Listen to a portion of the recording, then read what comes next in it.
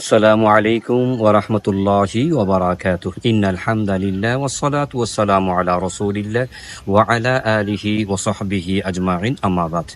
প্রিয় দর্শক, আমাদের মধ্যে অনেক ভাই এবং বোনেরা আছেন যারা পাঁচ ওয়াক্ত নামাজ কন্টিনিউ আদায় করে থাকেন, কিন্তু আমাদের নামাজি কিছু ভাই বোনদের মধ্যে অনেকেই আছেন যারা পাঁচ ওয়াক্ত সালাত পড়েও তারা জাহান্নামে যাবে, জাহান্নাম যাদের ঠিকানা হবে।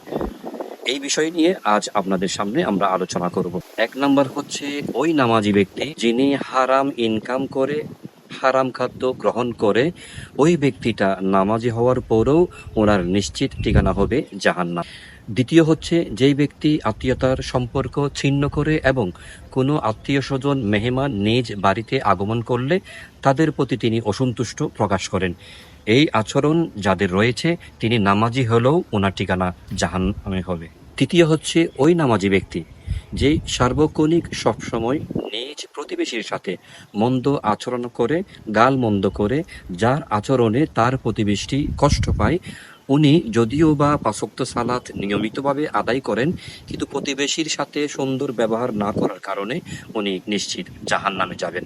চতুর্থ নম্বর হচ্ছে ওই নামাজি ব্যক্তি যিনি তার মা বাবার সাথে কটু ব্যবহার করে, দুর্ব্যবহার করে, মা বাবার অবাধ্য সন্তান, মা বাবার প্রতি অনীহা প্রকাশ করে, মা বাবাকে গালমন্দ করে, যার সাথে মা বাবার কোনো সম্পর্ক নাই, ওই নামাজি ব্যক্তি যিনি যদিও বা পাঁচ ওয়াক্ত সালাত কন্টিনিউ নিয়মিত আদায় করে, ওই মা বাবার সাথে সুসম্পর্ক না থাকার কারণে, অবদ্ধ হওয়ার কারণে, যার উপর মা বাবা অসন্তুষ্ট, ওই ব্যক্তিটা নামাজি হওয়া সত্ত্বেও নিশ্চিত তিনি জাহান্নামে যাবেন, নাউজুবিল্লাহ।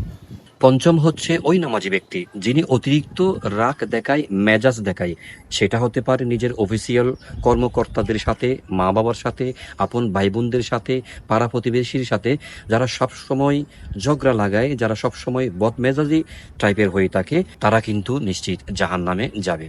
সপ্তম নাম্বার হচ্ছে ওই নামাজি ব্যক্তি যিনি নামাজ পড়তে পড়তে কপাল কালো করে ফেলেছেন, কিন্তু দেখা দেয় অন্যের সম্পদ আত্মসাৎ করে, যেমন মা বাবার সম্পদ আত্মসাৎ করে, নিজ ভাই বোনের সম্পদ আত্মসাৎ করে, ওনার সম্পদের মধ্যে যাদের হক রয়েছে তাদেরকে বঞ্চিত করে, যারা সম্পদ থেকে বঞ্চিত করে, মানুষের প্রাপ্য অধিকার থেকে বঞ্চিত করে, তিনি যতই প্রকারের নামাজি হোক না কেন, সম্পদ আত্মসাৎ করার কারণে, প্রাপ্য অধিকার সঠিকভাবে ফিরিয়ে না দেওয়ার কারণে তিনিও নিশ্চিত জাহান্নামে যাবেন। অষ্টম নম্বর হচ্ছে যেই ব্যক্তি উপকার করার পর খোঁটা দেয়।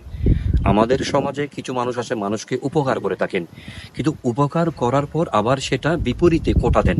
যারা উপকার করার পর কোটা দেবে তিনি নামাজি হলেও এই আচরণের কারণে, এই মন্দ স্বভাবের কারণে ওনার স্থানও নিশ্চিত জাহান্নামে হবে। নবম নম্বর হচ্ছে সোগলখোর ব্যক্তি, একজনের দোষ আরেকজনকে লাগাই, তাকে বলা হয় সুগলখোর। ওই সুগলখুরি ব্যক্তি যদি তৌবা ছাড়া মৃত্যুবরণ করে, নিশ্চিত তার ঠিকানা হবে জাহান্নাম। সুগলখুর এমন একটি অপরাধ, তাকে অবশ্যই তৌবা করতে হবে আল্লাহ তাআলার দরবারে। সুগলখুর ব্যক্তি তৌবা ছাড়া সে যদি মৃত্যুবরণ করে, নিশ্চিত তিনি জাহান্নামে যাবেন। ১০ নম্বর হতে এমন অনেক ব্যক্তি রয়েছেন যারা মানুষকে হিংসা করে এবং অহংকার করে।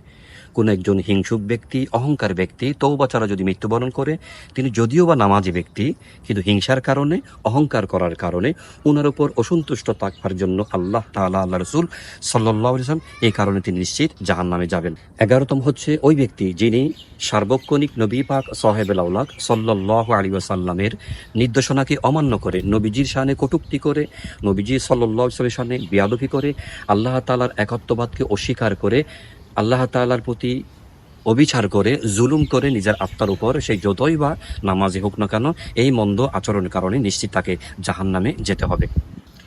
১২ নম্বর হচ্ছে যে ব্যক্তি লোক দেখানো ইবাদত করে, লোক দেখানো দান সদকা করে, তার দানের মধ্যে আল্লাহর সন্তুষ্টি নেই, নবীজির সন্তুষ্টি নেই। ইবাদতের মাধ্যমে তার এবাদতের মধ্যে আল্লাহর কোনো সন্তুষ্টি নেই, নবীজির কোনো সন্তুষ্ট নেই, সুন্নাহর কোনো অনুসরণ নেই। যারা লোক দেখানো ইবাদত করবে, দান সদকা করবে, সেই ব্যক্তিটা নামাজি হওয়ার পরও এই বদ আমলের কারণে তাকে নিশ্চিত জাহান্নামে যেতে হবে। প্রিয় দর্শক, তাহলে আমরা ১২তম কারণ আপনাদের সামনে উল্লেখ করেছি।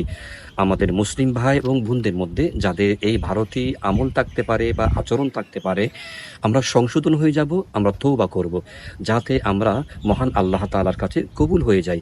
এই 12টি মন্দ আমল থেকেই আমরা নিজেদেরকে বিরত রাখবো, কন্টিনিউ ইবাদতের মধ্যে মগ্ন থাকার জন্য চেষ্টা করব, আল্লাহ তাআলার সন্তুষ্টি অর্জন করবার জন্য চেষ্টা করব, প্রিয় নবীজি সাল্লাল্লাহু আলাইহি ওয়াসাল্লামের সুন্নাহকে অনুসরণ করবার জন্য আমরা চেষ্টা করব। ইনশাআল্লাহ মহান আল্লাহ তাআলা হাকামুল হাকিমিন আমাদেরকে ক্ষমা করবেন, আমাদের ঠিকানা নিশ্চিত জান্নাতবাসী করবেন। সুবহানাল্লাহ ওয়া মা আলাইনা ইল্লাল বালাগ। আসসালামু আলাইকুম ওয়া রাহমাতুল্লাহ।